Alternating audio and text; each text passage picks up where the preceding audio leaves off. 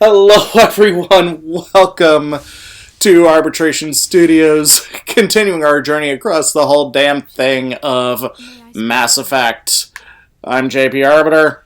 And I am Captain Jack. And we are starting this video with a little A little blue loving. Although, to be perfectly honest with you, I'm a little bit let down that Rex is not a romance option. I think that was a missed opportunity on their part. And it's always been a complaint of mine.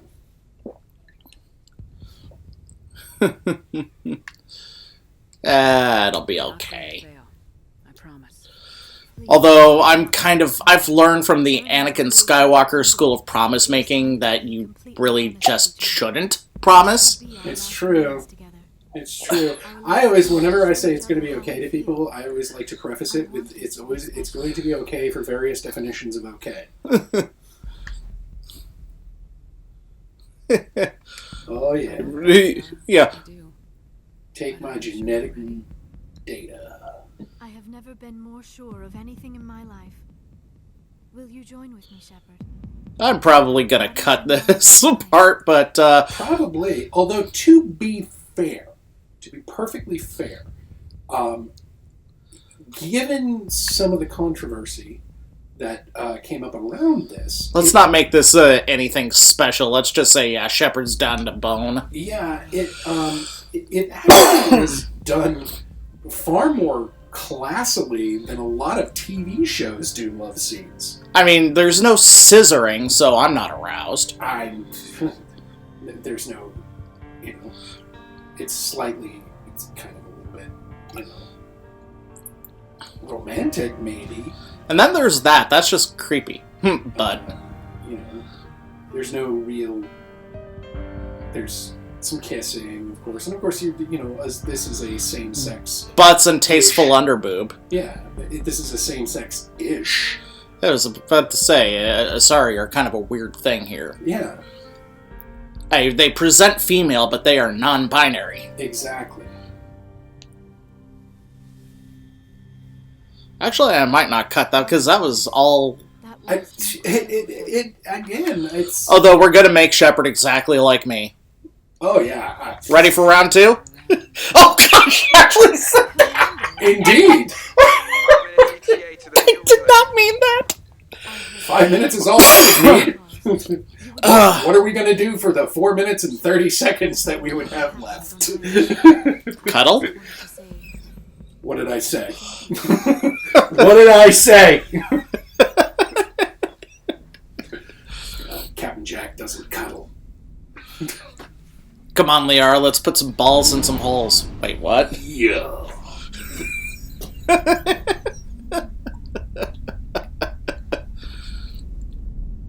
And...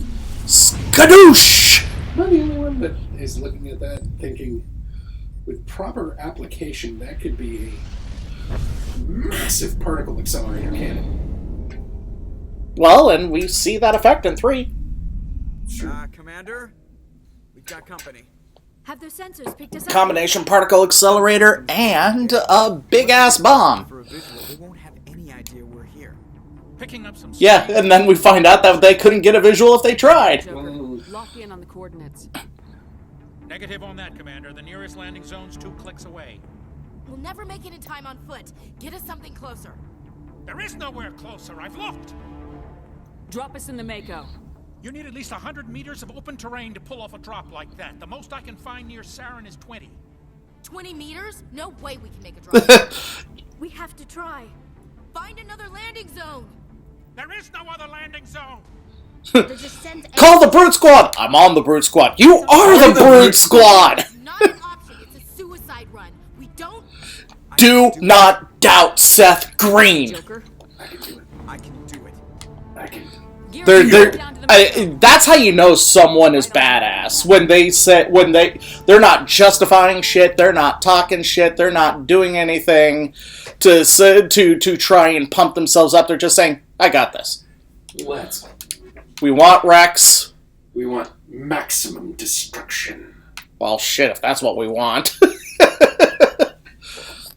I don't think there's anything we... I mean, at this point, I don't think there's anything we need to steal. I think this is just about killing. All right. Rex and Ashley it is. Yeah. 3 badasses with machine guns and no fucks left to give. Oh, I love this. I gotta say, the scenes on this would make an amazing movie. Mm-hmm. And those were supposed to be the Protheans, and then Mass Effect, and then BioWare decided to throw us a curveball. Indeed. And then oh shit! Oh shit! Oh shit! Oh shit! Oh shit! Oh shit! And then physics, bitches!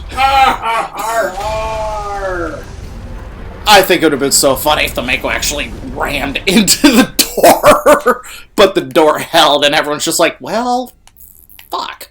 We have to get inside this bunker before Saren finds the conduit. There's no way we're getting past that door with brute force. Saren found some way to open it. There must be some kind really? of security over. Because I can think of a lot of brute force that would get through that door. Not brute force that we have, and we have a Krogan. I mean, not only do we have a Krogan, we have a pissed off Krogan. Yeah, that's kind of a statement, don't you think? I don't think, I do not appreciate your racist insinuations, sir. I don't appreciate you thinking that being pissed off is a negative thing.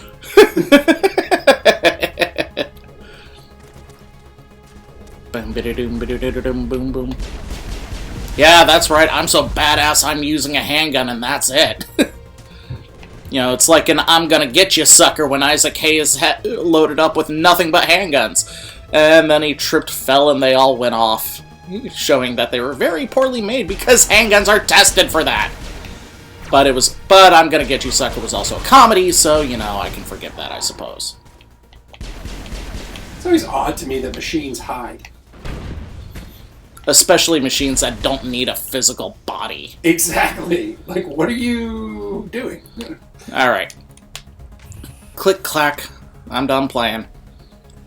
Click, clack. If you are photosensitive, you may want to turn away. Indeed, this is gonna get... flashy. Yeah.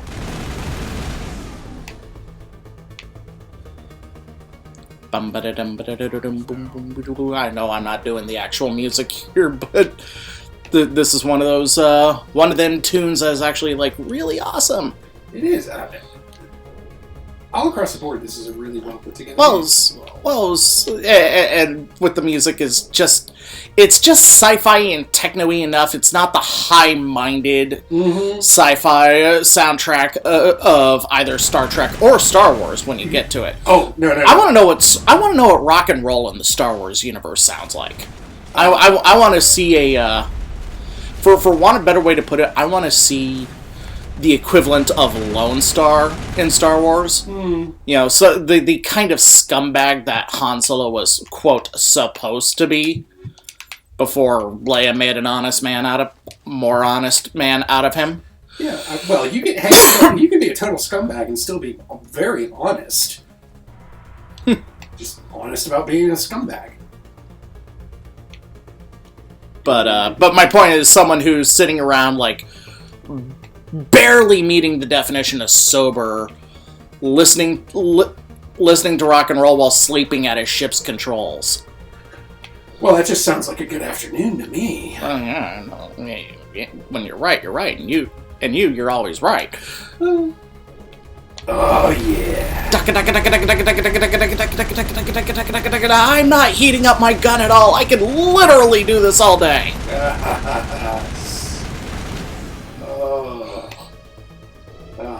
That would make the Punisher wet. Moist. Ooh. I never understood why people don't like the word moist. It's a fantastic word. I love the word moist. Boop. That's right. Everyone stow your guns. We won't have a reason to start opening fire. Also, everyone completely ignore that there could possibly be a door behind us. Right. We should be forming a triangle column to facing each door, and then one sweeping side to side. But that's cool. Yeah, sure, that's cool. Whatever. Yeah. Okay. Is there supposed to be a thing here? No, I think this is just for that one treasure chest. That I can't open and have no interest in it anyway. Yeah, at this point, we're in the end game now, Tinky Winky. Well, and I went off screen to get us all of the toys, so... Tinky Winky. Remember when Jerry Falwell thought that Teletubbies was the end of the universe and all it was the end of good taste? Yeah. Oh, wait. This is why I was confused. Okay, now we completely disarm here. It's okay. It's understandable. It can get a little confusing. You know, and again, never mind the fact that two people should be facing one side, pointing their guns at each separate door, and then one on the other side who's sweeping. Yeah. You know. I mean, at least when I was ready. I bet this is the command center for the entire complex. Saren's troops must have sealed the doors from here. And also, Rex should be point man, at least in this wedge formation, so that way we can come out with a Krogan. Oh, came out with a Krogan to my parents one time. Did not go well. I mean, look, this is same sex so far as do Krogan have two sexes. That's fine. That doesn't bother us. It's just we're worried about your safety, you know? No, they weren't worried about my safety. That was the problem. You know, using protection is supposed to be meaning having a condom, not a shotgun. Body armor. Something to bite on. Indeed. Local topical anesthetic. Yeah. Because I imagine Krogan penises are a lot like ducks. Well, I mean, they have quads, so what are you gonna do? Thanks. Just find the conduit and get the hell off this world. Working on it, Ash.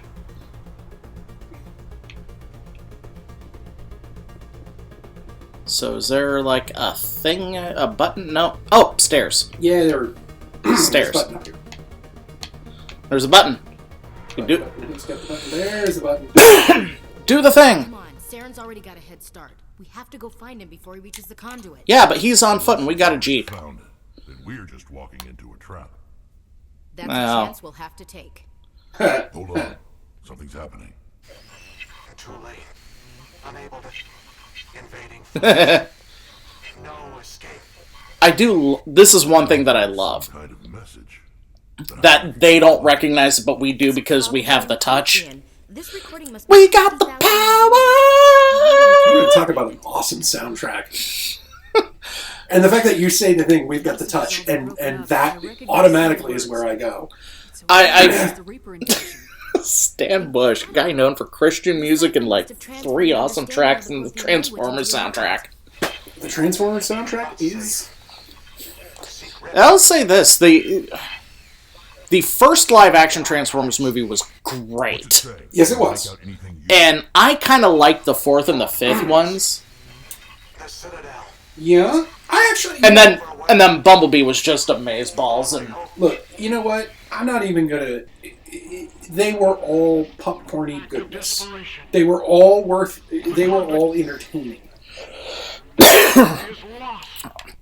And here's the other thing about it. A lot of people like to trash it as saying, well, it's not like G1. Well, first off, there are other Transformers media aside from Generation 1 style. I mean, my wife, her first introduction to the Transformers was Beast Wars. And that holds a special place in her heart and is all the more better because now she's the one who's uber excited about collecting Transformers toys because the latest line is celebrating Beast Wars' like 20th anniversary or something. Hey, look, I'm... Transformers, and I'm not the uber fan that you are, obviously, but at the same time, it is fantastic entertainment. To me, it's like G.I. Joe.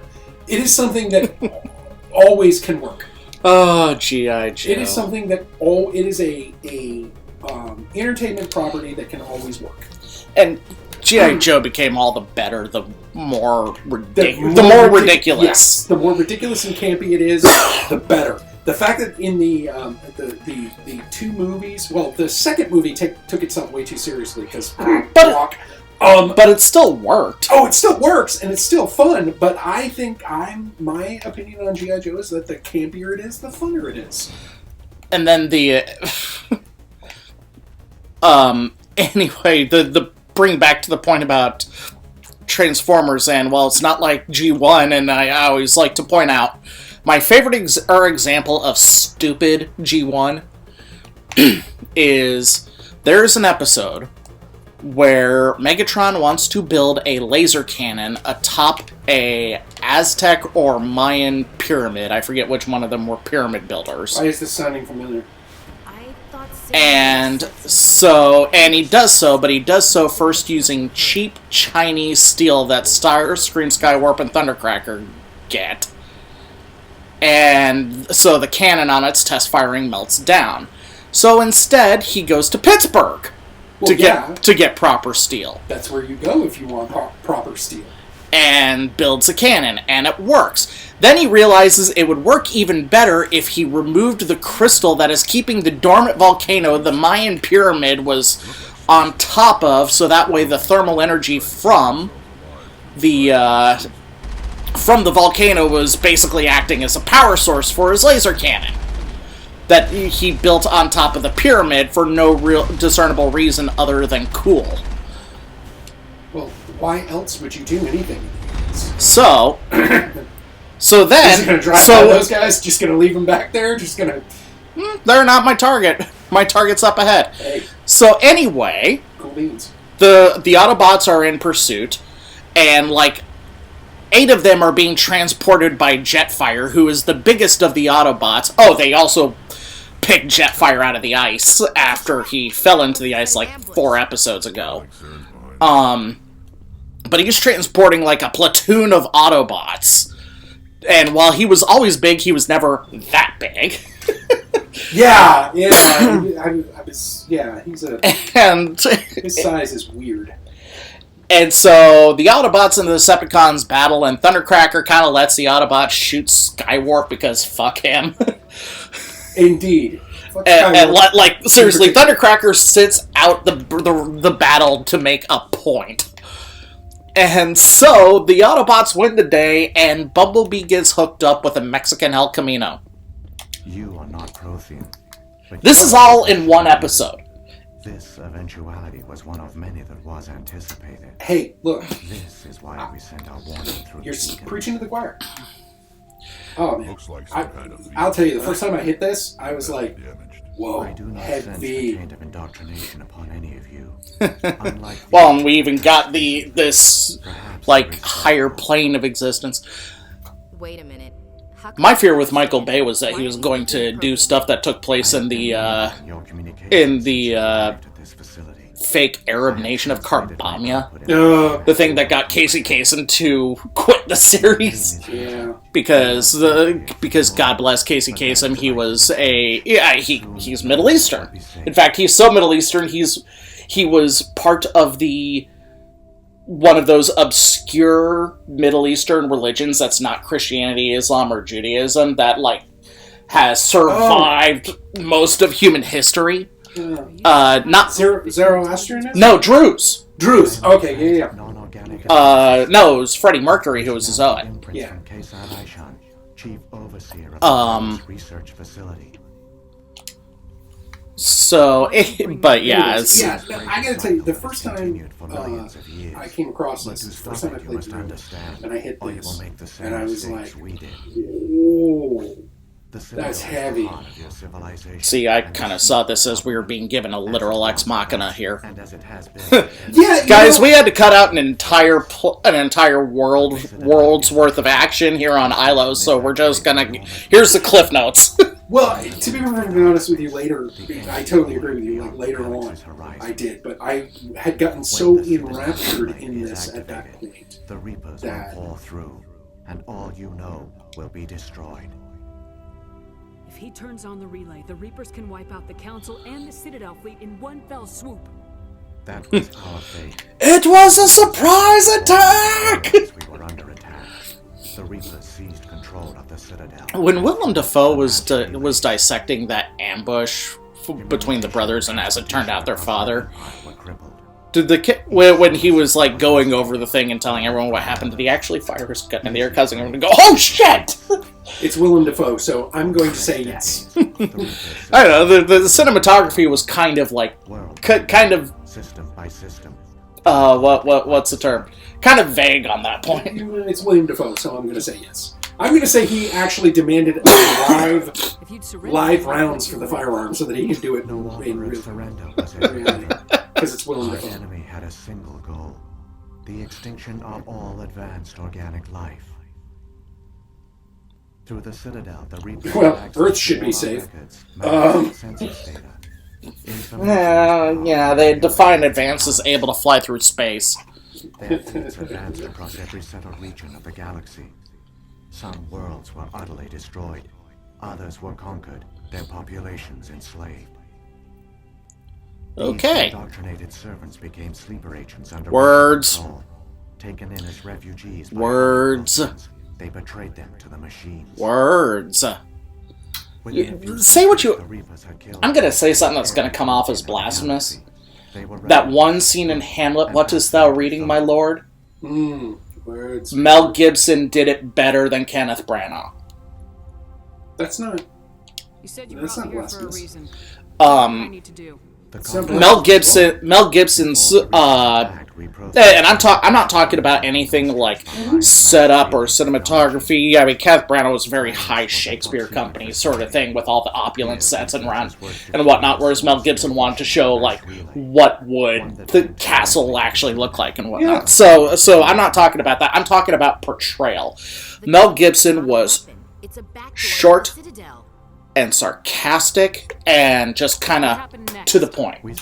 No. And meanwhile, with Kenneth Branagh, I mean, first off, the walking and talking and and with the second and the third words when he was like doing a bunch of mouth play to do it, that was very, very showy and hammy, and like under most circumstances it worked, but.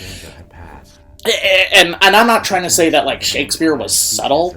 Shakespeare is about as subtle as a chainsaw in church. It's true. But sometimes the best humor hits you like a sledgehammer to the face. It is short, it is to the point, and then you gotta deal with it. Well, I think, and Kenneth Branagh was a perfect example of people that think that Shakespeare was highbrow, and it wasn't. Well, Kenneth Branagh's Hamlet was not what wasn't highbrow at all. In fact, it was supposed to be very lowbrow, and it was and very much to the point. But a part of it was also it was still very much the high Shakespeare, hammy working the mic style. Kenneth Branagh can't do anything but highbrow. Eventually, only the stasis pods of the top scientists remained. And I stand by what I said. I don't think it's a case of highbrow though. I think it's a case of again hammy and high key. The Mel Gibson Hamlet was very low key. It was very slide in to the point sort of thing. Look, I don't disagree with you. You're speaking to the choir. I've seen them both. I've performed in Hamlet. I've performed in all sorts of different Shakespeare things, and I gotta tell you, in that comparison, I would go with Mel Gibson's. Now, does that mean I think Mel Gibson's is now that said, Kenneth Branagh doing first off, I'd love to see a hammy ass Othello. Chris Jericho and there is Iago. No, but it is very much what we're doing is that we're comparing to bring it to the professional wrestling world. Chris Jericho versus Orange Cassidy. Yeah. Well, in there is a really hammy version of Othello. I want to say it's Lawrence Fishburne. But it again, yeah, no. Now, do I think that Mel Gibson is the best? No. Oh absolutely no. not. No. Mel Gibson though got a bunch of like airheaded blondes to start reading Shakespeare though. So hey, cool. But I do think that he's very underrated as an actor. I think that he has the talent, he has the skills, he knows what he's doing. He just also knows, much like Arnold Schwarzenegger, he knows his limits. He knows where he can make his money, and he does so. I wish he had realized that in certain movies that he attempted things that just were beyond him. But for the most part, no, I'm not surprised that somebody would say that at all. I'm not surprised. Like, if you compare just those two, if you're saying just those two, then in that just one role, absolutely. Is there any way we can stop them? There's a data file in my console. There's a When you go. There's a movie on Netflix apparently where the University at Oxford is attempting to assemble the first dictionary. Yes. And Mel Gibson is. Yeah, that's a fantastic story. Is the star of that. And, well, I'm afraid to watch it because this is post-meltdown Mel Gibson. Well, if you know the actual story, then post-meltdown Mel Gibson is actually perfect for it. Is 100% perfect for it. Is he supposed to be portraying Merriam or Webster? Well, that's a good question because I don't know. I only know the actual story, and I don't know. I don't know anything about this movie, but I do think that I saw it while going to 2020 the 2020 year in review that had Leslie Jones and Samuel L. Jackson and Hugh Grant, who I don't associate as a comic actor. Really? I don't. I mean, and the thing is, Leslie Jones started off as a comedic writer, and I mean, she's one of those people who on SNL never really got into stand-up until much later on. Samuel L. Jackson is an actor, not a comedian, but he knows comedy. Yeah. If that.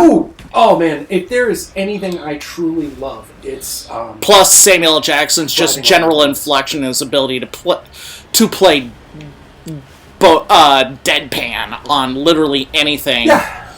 Is just legendary. But Hugh Grant, it's like I know he's been in a bunch of like romantic comedies, but I don't associate him as an inherently comedic actor. Yeah. I always associate him as like a workman actor who got really big for a while because he's so handsome. Well, the thing about and I also acknowledge that perspective might not be fair to him. So no, and here's the thing. What you're going to find with British actors versus American actors in a lot of cases, and I was listening to Sir Patrick Stewart talk about this, and a couple of other British actors speak on this, in that British actors typically are more blue class or blue collar than ours. They're seen as more, workday. Like this is a job, and that could come from the British's very kind of taking the piss out of it. The British like to take the piss. They like to, they don't like people to get too big in their britches. Well, it's sort of like there's a joke about the BBC, 6 sets, 9 actors. So that's why Doctor Who and Downton Abbey film on the same day. Yeah. With some people not even changing costume. So yeah, it's. We may need to be cutting here soon. So it's just the attitude that the British have towards actors and kind of. Think things are about to go down? Things are about to go down. Giant robotic space squid. No. I do have a serious question though. If their plan was to use the conduit and to attack the Citadel at once, with a combination of a Geth fleet and Sovereign. And the idea being Sovereign will punch past everything and dock with the Citadel. Why not let Sovereign just... Why did they try to find the conduit in the first place? Why not just let Sovereign punch past everything and then Saren land on the Citadel? Because they're machines. They were programmed. They do things based on a program. They're not actually sentient. Mm-hmm. In the strictest sense of the word. They can only... They can only follow their... But they're only following their program. I mean, in all honesty, the Geth are vastly more of an actual species and actual life form than the Reapers are. Yep. Alright, are you ready? Oh yeah! Are you ready? Oh yeah! Here we go! Here we go! Interspatial beaming, baby! Whoa!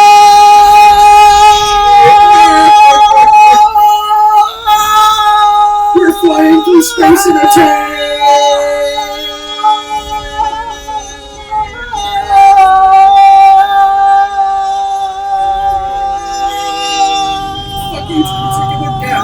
Fuck you two! Damn it! Both of you! Fuck both of you! Individually! Not your species, not your group, just you two! Damn it, I tried to keep that scream up as long as I could. You gotta work those. You gotta come from the diagram. It takes training. It's okay, I understand. I went for almost a minute 20. No, I give you credit. But it takes training and it takes some specific technique to hold it that long. It's gonna hurt, by the way.